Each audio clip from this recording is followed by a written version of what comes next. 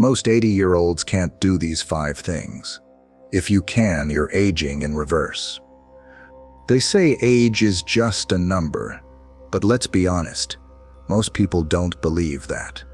They look at getting older as a slow slide into limitations, a weaker body, a foggier mind, fewer. By the time someone hits 80, society's expectations are pretty clear.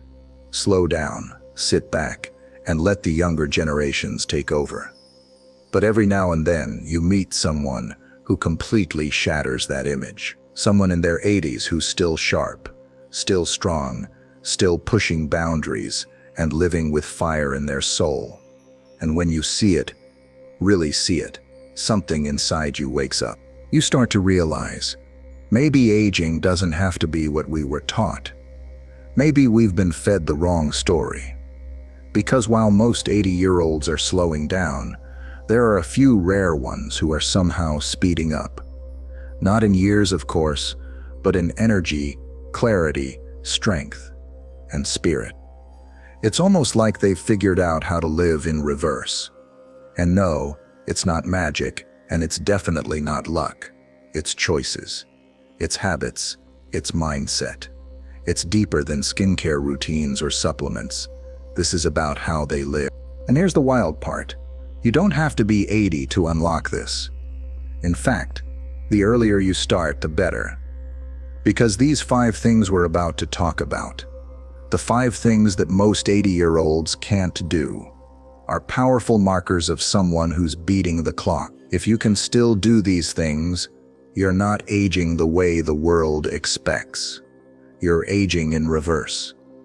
And if you've lost 1 or 2 along the way, no shame. You can get them back. That's the beauty of it. This isn't about pretending to be young.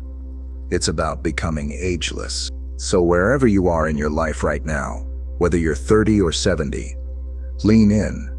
Because if you can master these 5 powerful traits, you won't just be adding years to your life, you'll be adding life to your years. Let's dive into what aging in reverse really looks like. Number 1, mastery of movement. Moving with grace and power. Let's start with something that most people don't notice slipping away until it's already gone. Movement. I'm not just talking about walking to the mailbox or getting out of a chair without wincing. I'm talking about full body control, strength, balance, flexibility, the ability to lift, squat, stretch, run, or dance. Not just survive in your body, but thrive in it. Now think about this. The average 80-year-old struggles to maintain basic mobility. Many can't stand on one leg for more than a few seconds. Stairs? Forget it. Getting up off the floor, that's a challenge. But then there's the rare exception. The 80-year-old yoga teacher still bending into poses like a willow tree. Or the senior marathoner lacing up their shoes for their morning run. And you look at them and think, here's the truth. They didn't wait until 79 to start moving. They made movement a lifestyle, not a chore. They understood something most people miss. Your body is either adapting or decaying. There's no pause button. Every day you move, your body thanks you. Every day you sit still, it quietly begins to lock up. The problem is, most people confuse aging with weakness. But they're not the same. Weakness comes from disuse, not just birthdays. Your muscles don't know how old you are, they only know if you're using them. Your joints don't care about your age. They care whether you've been keeping them fluid and active. And balance? That's a skill, just like riding a bike. You lose it when you stop practicing. That's why movement, real intentional movement, is the first sign you're aging in reverse. Let me tell you about Joan. She's 84. She teaches a weekly dance class at the local rec center. Her students are in their 40s and 50s, and they can barely keep up. She's light on her feet, posture tall, arms strong, eyes focused. She radiates energy. When someone asked her the secret, she smiled and said, "I never stopped moving." See, Joan didn't buy into the story that age means decline. She moved through her 50s, her 60s, her 70s. She never waited for permission to dance. And because of that, her body never got the message that it was supposed to break down. Instead, it adapted. And it's not just about physical ability, it's about freedom. If you can move, you're not dependent. You're not stuck waiting for help. You can play with your grandkids, walk on the beach, get on the floor with your dog, take a spontaneous trip. Movement is life. It's confidence. It's autonomy. Here's something to think about. When was the last time you challenged your body? Not punished it, but challenged it. When did you last try to balance on one foot, reach for your toes, or even just take a long, mindful walk without checking your phone? If you can still move with strength, with intention, with grace, you're not just aging well. You're aging in reverse. You're telling your body, we're not done, we're just getting started. And the beautiful thing, you can start at any age. So don't let tight hips, stiff knees, or creaky joints tell you who you are. Stretch, strengthen, move. Whether it's yoga, walking, dancing, or bodyweight workouts, claim your movement, because the ones who keep moving are the ones who keep living. Number 2, razor-sharp memory and mental agility. Let's talk about the mind. Because while the body might show the first signs of aging, it's the mind that most people fear losing. And for good reason. We associate memory loss, forgetfulness, and mental fog with aging, like it's an inevitable law of nature. But here's the thing, it's not. It's common, yes, but it's not inevitable. Most 80-year-olds can't remember what they had for breakfast, let alone the names of their great-grandchildren. They struggle to keep up in conversation, lose track of their thoughts mid-sentence, and quietly begin to retreat into smaller and smaller circles of familiarity. But then there are those who stand out, the outliers, the ones who are still sharp, still witty, still debating politics, playing Scrabble like assassins, reading books with pages folded and notes scribbled in the margin. They've got a mind that hasn't just survived time, it's been trained by time. One of them is Arthur. He's 8th. He's a retired professor, and every morning he reads 2 newspapers. Yes, reads, not scrolls. He does crosswords in ink, beats his grandkids at chess, and has a memory so detailed you'd think he was making it up. But he's not. He remembers not just dates and names, but conversations from years ago. He recalls moments with color and emotion. And when you talk to him, you feel like you're in the presence of someone who chooses to stay awake in the world. Mental agility isn't just about memory. It's about being alive in your thoughts. It's about staying curious, being able to change your mind, to ask questions, to make connections between ideas. And while the brain does change with age, it doesn't have to decline. It can actually grow. That's not a motivational quote. That's neuroscience. Your brain has something called neuroplasticity. It means you can build new pathways, new habits, new ways of thinking at any age. But most people stop challenging their minds. They stop learning new skills. They watch the same shows, have the same conversations, think the same thoughts. It's like driving the same route every day. You could do it in your sleep, and eventually your brain starts to fall asleep with you. If you can still learn, adapt, think critically, and remember clearly, you're aging in reverse.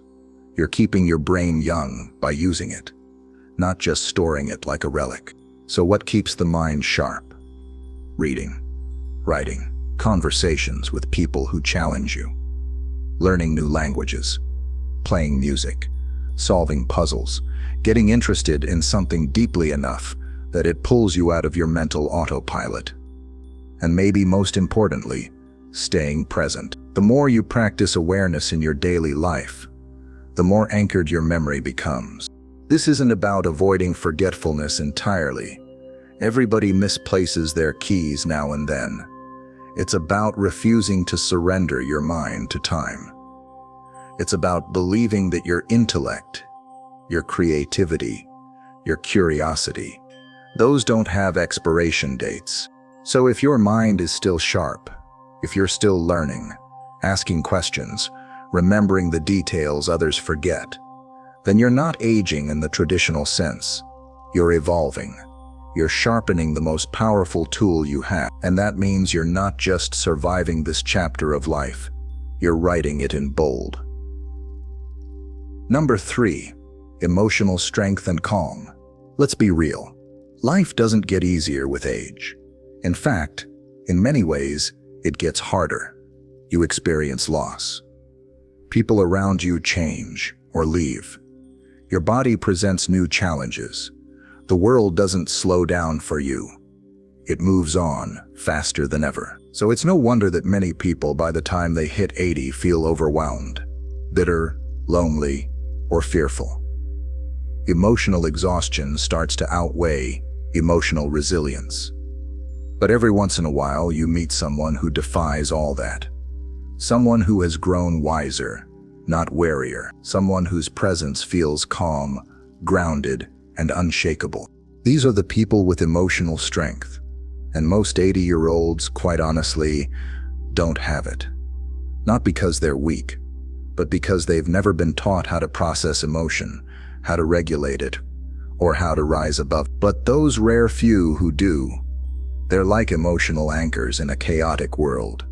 They've been through storms and somehow come out softer, not harder, wiser, not more cynical. Think about Margaret. She's 88, and she's known deep loss. She's outlived her husband, 2 siblings, and more than a few friends. But when you sit with her, she doesn't dwell in grief. She remembers them with warmth. She laughs easily, cries without shame, and listens without interrupting. She's not fragile. She's emotionally strong. When the world shakes, she doesn't. And that makes people trust her, seek her out, and wonder what her secret is. Here's the thing. Emotional strength doesn't mean pretending everything's fine. It means being okay when things aren't fine. It means you've built inner space to hold your fear, your anger, your sadness, without being consumed by it. It's the power to pause before reacting, to speak calmly when you're upset, to forgive people who never said sorry, to choose peace over control. And most importantly, it means knowing what's worth your energy and what's not. At a certain point, you stop needing to be right all the time. You stop chasing arguments, drama, and validation. That's not giving up. That's wisdom. That's maturity in its purest form. But this kind of emotional strength isn't automatic. With age, some people grow old without ever growing up. They stay reactive, defensive, bitter. Others, though, put in the work. They journal. They reflect. They talk things through. They ask themselves hard questions and learn to let go of what they can't control. And by the time they're in their 80s, they've become a kind of emotional lighthouse for everyone around them. So if you're someone who has learned to stay calm under pressure, to show compassion instead of resentment, to carry peace instead of panic, you are aging in reverse. Because emotional strength is one of the rarest and most powerful signs of vitality. It means your heart hasn't closed off. It's still open, still growing, still alive. And that kind of strength, it doesn't fade. It deepens. It draws people in. It makes you magnetic, not because you're loud, but because you're centered, because you've done the work inside and it shows on the outside. If you've become more patient, more self-aware, more loving, and more forgiving with age, you're not just surviving, you're transcending. That's not what most 80-year-olds can do. But if you can, then you've tapped into a level of wisdom that no wrinkle can touch. Number 4, curiosity and love of learning. Here's something most people stop doing far too early in life: learning. Not because they can't, but because they think they've done enough of it. School ends, careers settle in, and routines take over. The spark of curiosity that once made us ask why 100 times a day gets buried under the weight of responsibility, repetition, and, honestly, comfort. And by the time most people reach 80, that spark, it's gone. Their world has become smaller, not because it had to, but because they stopped expanding it. But not everyone. Some people, even in their 80s or 90s, still chase wonder, still ask questions, still light up at the chance to explore something new. These people are aging in reverse, not just in mind, but in spirit, because nothing keeps you young like curiosity. Meet Lucia. She's 83. 2 years ago, she started learning Italian on an app. Not because she had to, but because she always loved how it sounded. Now she watches Italian films, practices with her neighbor, and plans to visit Rome. Before that, she took a painting class. Before that, she audited a college philosophy course just for fun. Lucia doesn't look 83, and when you talk to her, she doesn't feel 83. That's not just because of genetics. It's because her mind is still stretching, still moving, still. Most people assume curiosity fades with age. But really, it fades with inactivity. The less you use your brain, the more it tells you to stop using it. But the opposite is also true. The more you learn, the more you want to learn. The brain loves novelty. It thrives on new connections, and every time you explore something new, it's like giving your mind a deep breath of fresh air. Now, learning doesn't mean going back to school or chasing degrees. It can be anything: reading a book outside your usual interest, trying a new recipe, diving into a documentary, learning how to fix something yourself, or finally asking that dumb question you've always been afraid to ask. It means being interested in life. And when you stay interested, life becomes infinitely more interesting. Let's not forget, curiosity isn't just about information. It's about connection. The curious ask better questions in conversations. They listen more deeply. They notice details. They challenge assumptions. They're fun to talk to because they're alive in their thinking. And there's something else. Curious people are humble. They know they don't have all the answers, and that's what keeps them seeking. That humility, that openness, that willingness to admit there's more to learn. That's what keeps your ego from aging even when your body does. So ask yourself, when was the last time you learned something for no other reason than because it excited you? When was the last time you followed a why down a rabbit hole just to see where it would lead?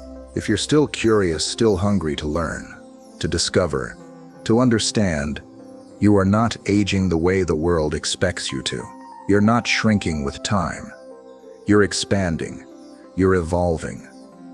And that is one of the clearest signs that your soul refuses to grow old. Number 5, purpose that fuels every day. Here's something no one tells you about aging. It's not the loss of youth that drains people. It's the loss of purpose, the loss of feeling needed, wanted. People retire from their careers, their roles shift, the kids grow up, the house gets quieter, and suddenly they're not sure why they're waking up in the morning. That fire, the one that used to burn in their chest, starts to dim. And when that happens, the body follows. The mind slows down, the spirit folds inward. Most 80-year-olds aren't just slowing down physically. They've lost direction. But then there are those rare, remarkable souls who still get up every morning with a sense of mission. They still chase something, still give, still build, and you can feel the difference in them. They don't just look more alive, they are more alive. Let me introduce you to Sam. He's 90. He spends 3 days a week volunteering at a local shelter, helping build transitional housing for families in need. He's not doing it for recognition. He's not doing it because he has to. He's doing it because he believes his life still matters, not just to himself, but to others. That belief, that sense of being useful, it's like oxygen.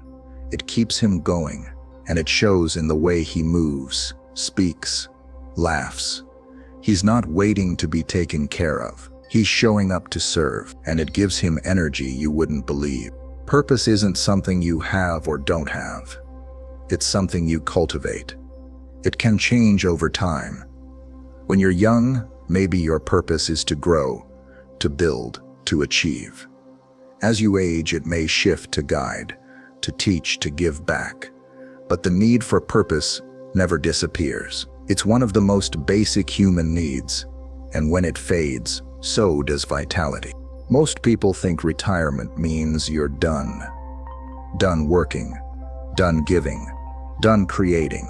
But purpose isn't tied to a job title. It lives in your values, your relationships, your willingness to show up for something beyond yourself.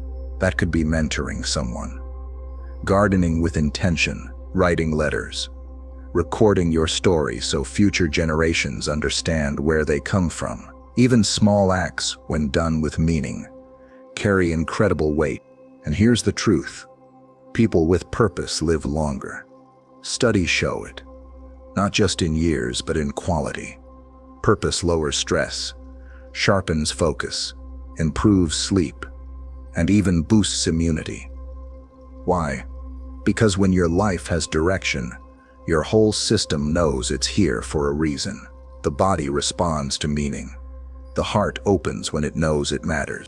If you still have that fire inside, if you still feel like your days mean something, like there's still work to do, love to give, problems to solve, people to lift, you are not aging the way they told you you would. You're defying the narrative. You're proving that aging isn't an ending. It's just a different chapter of contribution. And if you feel like that sense of purpose has gotten quieter, you can still reignite it. Ask yourself, what do I care about? Who can I help? What legacy do I want to leave? What gives me joy that also gives someone else value? Because if you wake up in the morning with something to fight for, something to love, something to build, you're not just alive, you're awake. And that's something most 80-year-olds have forgotten how to be. But not you. Not if you're still choosing to live with intention. That's the final and perhaps most powerful sign that you're aging in reverse. Conclusion: aging in reverse is a choice, not a myth. So now you've heard it: 5 things most 80-year-olds can't do. 5 signs that mark the difference between simply growing older and truly aging in reverse. But this isn't about age. Not really. It's about aliveness. It's about whether you're still engaged, still moving, still learning, still loving, still reaching. Because aging in reverse doesn't mean pretending you're 20. It means refusing to let time steal your vitality, your sharpness, your heart, your soul. Let's go over them one more time. Not as a checklist, but as a mirror. Number 1. Are you still moving with strength, balance, and intention? Or have you let your body stiffen and shrink into the background of your life? Number 2. Is your mind still agile, sharp, and curious?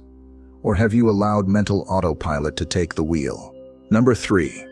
Are you emotionally stronger, calmer, more grounded than you were a decade ago? Or are you still ruled by reactivity and unresolved pain? Number 4. Are you still learning, still growing, still wide-eyed about the world? Or has your curiosity gone to sleep? Number 5. Do you wake up with purpose, with something to love, something to serve, something to build? Or are your days starting to feel like pages in a story that's already ended? If you said yes to any of those, you're already rewriting the script. If you didn't, guess what? You can. That's the beauty of it. You don't have to settle for society's low expectations of aging. You don't have to accept that slowing down is your only option. You don't have to fade, because here's the truth. The people who age in reverse didn't stumble into it. They chose it. They chose to keep moving. They chose to stay curious. They chose to forgive, to grow, to love, to give, and to wake up, day after day when the world expected them to wind down. And you can too. So wherever you are in life, whether you're 25 or 75, start now. Protect your movement, stretch your mind, ground your emotions, feed your curiosity, find your purpose, because the fountain of youth isn't a myth, it's a mindset. It's in the way you live, not the number on your birthday cake. Thanks for being here, for listening, for caring enough to think differently about what aging can be. If this sparked something in you, don't let it fade. Reflect, share this, talk about it, and most of all, live it. Because the goal isn't just to live long, the goal is to live fully. And if you're doing that, no matter your age, you're already aging in reverse.